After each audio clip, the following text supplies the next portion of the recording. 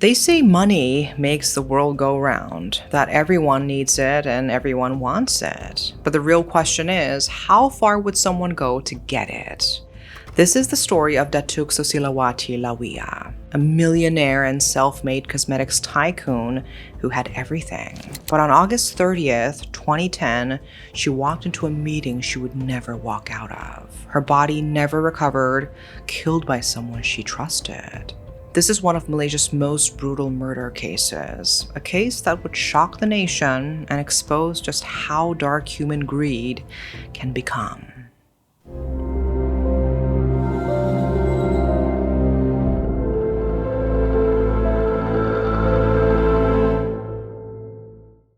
May 23, 2013. At the Shah Alam High Court, journalists packed shoulder to shoulder outside the courtroom, cameras ready, fighting for position to capture what was happening inside.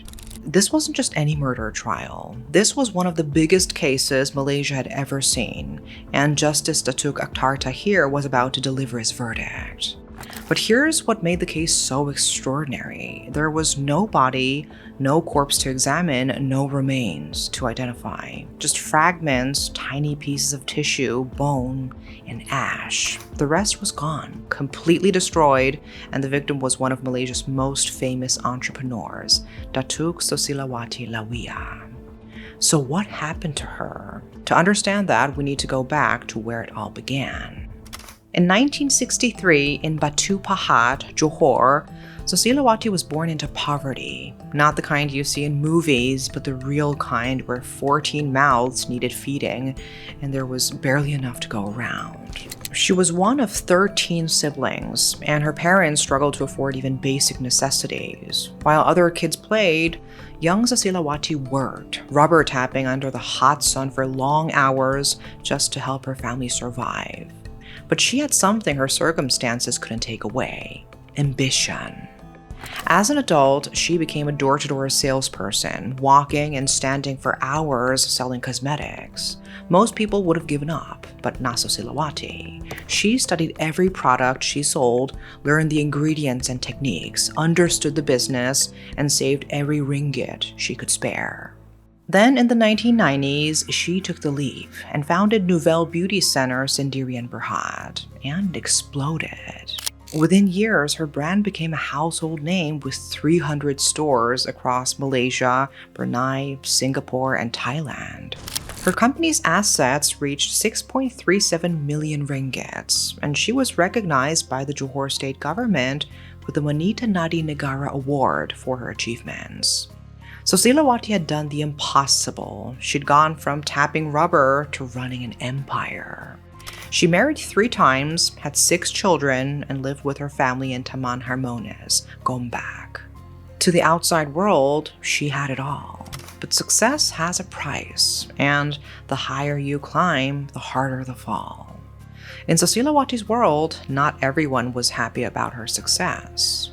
In August 2010, Susilawati's life was busy as always with magazine photo shoots, a special appearance recording holiday greetings for Bernama TV. On April 28th, she attended a dinner gala to break fast at Sultan Salahuddin Abdul Aziz Shah Mosque in Shah Alam. She was also dealing with a legal battle, a 1.38 million ringgit property claim case against her ex-husband, Nash. But there was another matter that needed her attention: money that Pathmanaban owed her. Susilawati had sold land through a business deal with Pathmanaban acting as her lawyer. As payment for the proceeds from that sale, he'd given her 2 post-dated checks totaling 4 million ringgits, dated for September 9th. But Susilawati needed the money sooner. She wanted to pay Hari Raya bonuses to her staff and give money to her family for the upcoming celebration. So on August 30th, 2010, she decided to go see Pathmanaban face-to-face to ask him to pay her early, to bring forward the payment dates on those checks. And she wouldn't be going alone. She brought 3 people with her: Nurhesham Mohammed, a 38-year-old bank officer, Ahmad Kamil Abdul Karim, her 32-year-old lawyer, and her driver, 44-year-old Kamaruddin Shamsuddin. The meeting was supposed to take a few hours, and they'd be back by evening. They left Kuala Lumpur that morning, heading to Banting, to Pathmataban's farm in Tanjung Sepat, and none of them would ever come home. That evening, Susilawati's daughter tried calling her mother, but there was no answer. She tried again and again, getting nothing. Then called the others, Nurisham, Ahmad Kamil, Kamaruddin, but no one picked up. As the sky turned dark, panic set in because this wasn't like her mother. Something was wrong. Ernie, her daughter, didn't wait. She went straight to the police station and filed a missing person report. But here's the thing. Nobody demanded ransom. There were no threats, no calls, no messages. So the police classified it as a missing person case, not a kidnapping, not a murder, just missing. The family left the station that night with nothing but questions and a sinking feeling in their stomachs, having no idea what their loved ones had just been through. So let's go back to that day, August 30th, 2010, between 8:30 p.m. and 9:45 p.m. at the farm in Tanjung Sepat. When Susilawati and her 3 companions arrived at Pathmataban's betel leaf and vegetable farm at Lot 2001, Jalan Tanjung Layang in Sungai Gadong, they expected a straightforward meeting. Perhaps some tea, paperwork to sign, a professional discussion about bringing forward the payment dates on those 4 million ringgit checks. Instead, they were met by 4 men lying in wait. Pathmataban and 3 farmhands he'd hired for this specific purpose. Thilayalagan, Kathavarian, and Matan.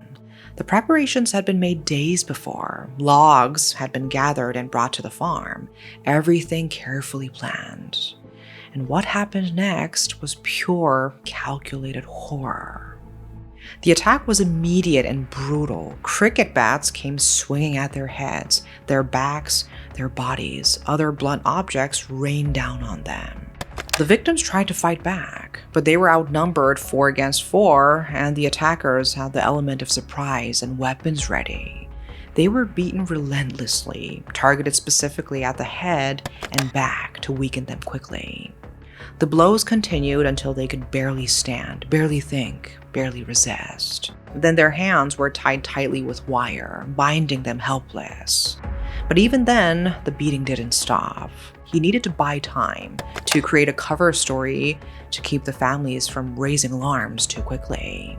So one of the men grabbed Norisham's phone and shoved it at him with clear instructions. Call your wife. Tell her you'll be gone for 3 days. Tell her you're helping Susilawati with land business in Genting Highlands.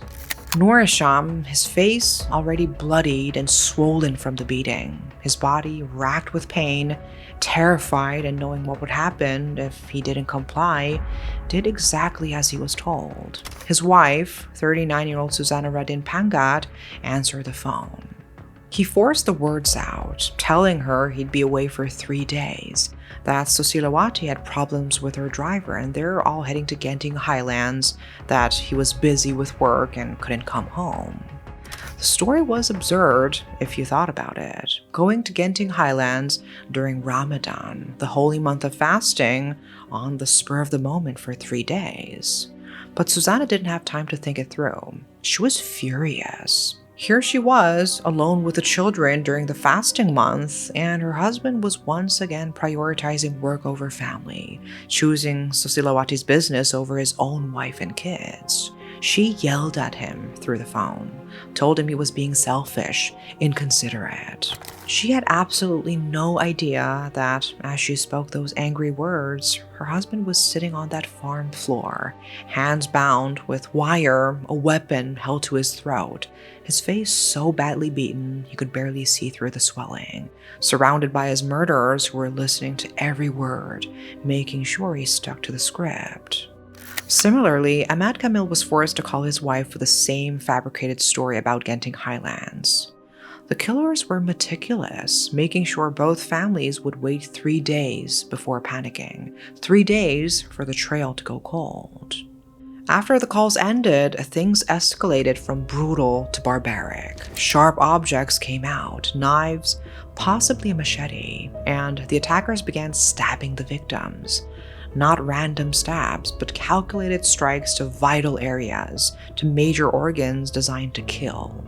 Blood splattered violently across the farmhouse walls. It pooled on the ground, spreading across the floor.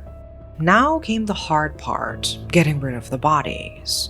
The killers had thought this through carefully, smearing the bodies with cow excrement, because dried cow dung speeds up combustion and has been used as fuel for fires in many cultures for centuries. In Hinduism, it even has spiritual significance. But that wasn't enough, so they wrapped the bodies in zinc sheets, poured petrol over everything, and lit the fire. The flames rose high, so high they scorched the nearby palm trees, burning hot and fierce, turning flesh and bone to ash. Standing there watching the fire, Pathmanaban smiled again, thinking it was perfect. No bodies, no evidence, no trace.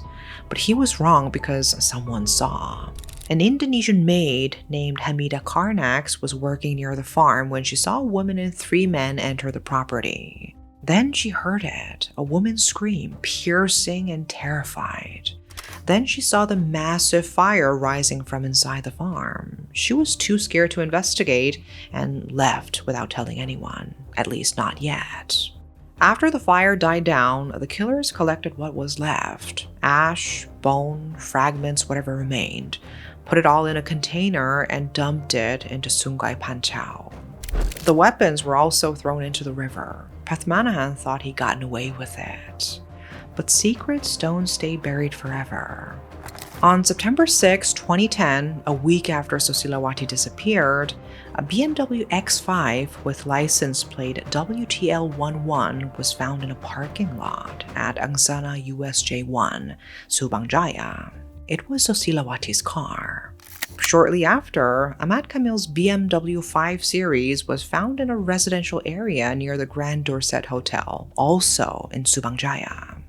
The cars were there, but the people were gone. Now the police knew this wasn't a missing person case anymore. This was something darker. Forensics got to work examining fingerprints and DNA, going over every inch of those cars.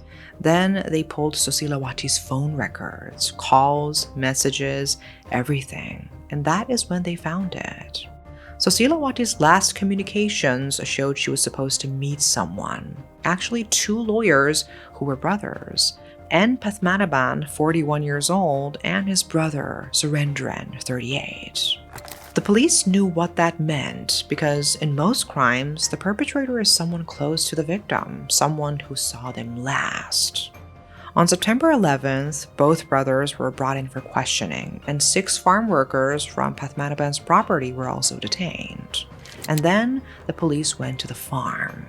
And what they found made their blood run cold. Blood splattered across the walls, a cricket bat hidden in a corner with blood on it, zinc sheets, torn pieces of underwear, and a makeshift burning site with the ground scorched black. They called in forensic teams, searched the farm, and dredged the nearby river. What they pulled out was horrifying. 2,030 specimens of burned human bones, teeth fragments, tissue remnants, and Susilawati's belongings, including her watch and other personal items. And DNA tests confirmed it. These were the victims. On September 12, 2010, the police made an announcement. Datuk Susilawati Lawiya and her 3 companions had been murdered, brutally and mercilessly. Pathmanaban, the farm owner, was arrested as the main suspect. But why? Why would a successful lawyer, a man with money, power, and a good reputation do something like this? During the investigation, the truth came out. Pathmanaban had gotten himself into an impossible situation. He'd been acting as the lawyer for a major land deal in Penang, land worth 25 million ringgits. But here's the problem. He was representing both sides of the deal.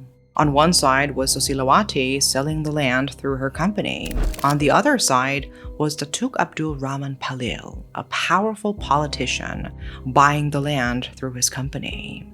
This is a massive ethical violation. A lawyer cannot represent both the buyer and the seller in the same transaction. It's a conflict of interest that compromises everything.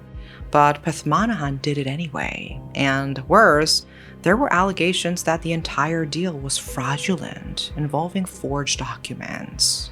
The judge later said Pathmanaban was caught between the devil and the deep blue sea, stuck between a powerful politician and a wealthy businesswoman. When the deal started falling apart and Susilawati came demanding her 4 million ringgits, Pathmanaban panicked. He was cornered. He had to choose: disappoint the politician or eliminate his client. He couldn't pay the money because his bank account only had 1.3 million ringgits, nowhere near the 4 million ringgits he owed. So he made a choice, a monstrous choice. He contacted 3 of his farmhands, Tilayalagan, Kathavarian, and Matan, and told them what needed to be done: kill them, all of them, and burn the evidence. And they did. On October 13, 2010, Pathmanaban and the 3 farmhands were officially charged with 4 counts of murder. 2 other workers, 19-year-old Sarawanan and 25-year-old Suresh, were charged with helping dispose of evidence and pleaded guilty. Initially sentenced to 7 years, though that sentence was later increased to 20 years. The trial itself was intense. Norisham's wife Susanna took the stand and testified about the phone call, how her husband told her she'd be gone for 3 days, how she'd gotten angry thinking he was choosing work over family. Now she knew the truth. He'd been forced to make that call with a knife at his throat, beaten and bloodied. The farm owner's nephew testified that his aunt had sold the property to Pathmanaban a year before the murders. Susilawati's ex-husband testified too, saying he tried to contact her, and when he reached out to Pathmanaban, the lawyer acted surprised, asking, why would someone like Susilawati just disappear? Even then, he was lying. The Indonesian maid, Siti Hamida Karnax, became a key witness and told the court what she'd seen. The woman and 3 men entering the farm, the scream, the massive fire. In April 2012, the defense trial began, and each defendant had their story. Tilayalagan's lawyer claimed he'd never even met the victims and asked how he could murder people he didn't know. Matan said the same: no motive, no contact, no reason. Kathavarian's defense was different because he admitted he was there and said he'd helped restrain the driver, but he blamed the others for the actual killings and claimed Pathmanaban had told him to keep quiet. The prosecution tore these defenses apart because the evidence was overwhelming and the stories didn't match. It was all unreliable. On May 23, 2013, Justice Datuk Akhtar Tahir delivered his judgment, and the courtroom was silent. He found that Pathmanaban had clear motive: the money, the conflicting land deals, the pressure, and that he orchestrated the entire thing while the 3 farmhands had carried it out. The judge noted something crucial: Susilawati was the target, and the other 3 were just in the wrong place at the wrong time. The verdict was guilty for all 4 of them, and the sentence was death by hanging. Outside, the media erupted with cameras flashing and reporters scrambling for statements. Susilawati's daughter Ernie was there and felt relief. Finally, justice. But the case wasn't over. The 4 condemned men appealed. On December 4, 2015, at the Court of Appeal, Justice Datuk Tengku Maimun Tuan Mat led the panel, and her judgment was clear. The circumstantial evidence proved it, and even without the bodies, the facts pointed to one conclusion: Susilawati and her 3 companions were dead, and these 4 men killed them. The appeals were dismissed. They tried again at the federal court on October 31, 2016. On March 16, 2017, the federal court delivered its final verdict with 3 appeals dismissed. Pathmanaban, Tilayalagan, and Kathavarian would hang. But Matan's appeal was accepted because there wasn't enough evidence connecting him directly to the murders, only that he moved some logs the day before. He walked free while the others remained on death row. On July 4th, 2023, Malaysia abolished the mandatory death penalty. Though it didn't eliminate capital punishment entirely, it just made it discretionary so judges could now choose between death or 30 to 40 years in prison. This gave death row prisoners a chance to appeal for resentencing. Pathmanaban's and Tilayalagan's lawyers filed applications arguing for life imprisonment instead of execution. On October 8, 2024, the federal court heard the appeals. Pathmanaban's lawyer painted a picture of suffering, 14 years on death row, the psychological torture, the vision of the noose. Tilayalagan's lawyer argued his client was young and deserved a second chance. Kathavarian withdrew his application, having accepted his fate. And the prosecution stood firm, with Deputy Public Prosecutor Datuk Muhammad Dusuki Mokhtar describing the brutality: 4 innocent lives, bodies burned beyond recognition. The death sentence should stand, he argued, and the judges agreed. Applications dismissed, death sentences upheld. Ernie, Susilawati's daughter, had always been clear about her stance. She wanted the death penalty because her mother died brutally and the killers deserved the same fate. Even now, the family can't drive through Banting because the trauma is too much. And there is something else about Pathmanaban, something even darker. During the investigation, his name came up in connection with other disappearances, other clients, an Indian businessman, a housewife, and others. In total, Pathmanaban was suspected in 13 murder cases, but no further charges were pursued since he was already sentenced to death for Susilawati's murder. The Banting murders became infamous as the only second case in Malaysian history where someone was convicted of murder without a body. The first was the 1963 Sunny Ang case, where a Singaporean law student murdered his girlfriend during a scuba diving trip. Susilawati's case opened the nation's eyes and sparked debates about greed, about human nature, about the death penalty itself. This was a case about what people do for money, how far greed can push someone, how trust can be betrayed. Susilawati had everything and had built an empire from nothing, but in the end, someone else's greed destroyed her.